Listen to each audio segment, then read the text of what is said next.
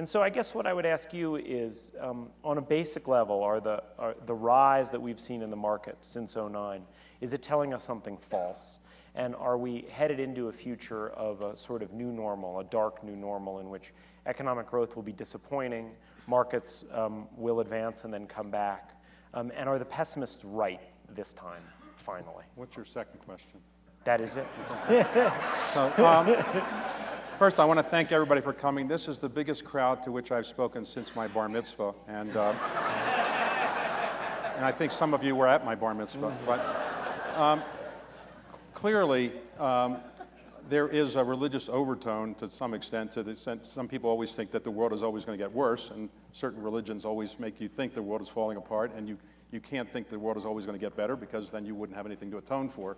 So, and there's always a perception that this time is different. That this time is different, and that we have either solved problems and that we aren't going to see them again, or that we have certain new issues to deal with, but basically we are past some of the traditional problems. You may remember that at the time that right before the bubble burst in 2007 or 8, there was a view in some circles that we were now so smart that we had in effect repealed the business cycle, and that the new data we had, the Fed was so much smarter, that all the computers we had enabled us to avoid the ups and downs that we'd experienced for 100 years or so or more of economic history in the country. That turned out not to be the case. In my own view now is that what really has happened over the last 5 or 6, 7 years since the recession theoretically ended. The recession theoretically ended on June 2009 because we define recessions as 2 consecutive quarters of negative growth. And so we ended that in June of 2009.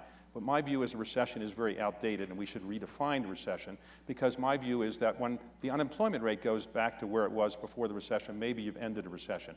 I don't really think we technically, in my view, ended the recession and really are still coming out of what was a very long-term recession.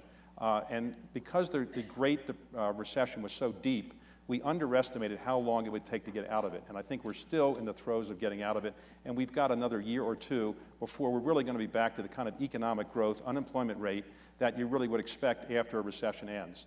So I'd say right now we are struggling to figure out what the good signs there are in the economy and try to take advantage of those signs and say, yes, housing is really good now, the energy revolution is good now, manufacturing is increasing, but still we can't overlook the fact that we have unemployment much higher than it really should be. It was at low point in George W. Bush, 4.5%. Maybe full employment now is 5 or 5.5%, but it's not 7.6. And the real marginally attached rate is about 13.4. And so that's probably the real unemployment rate.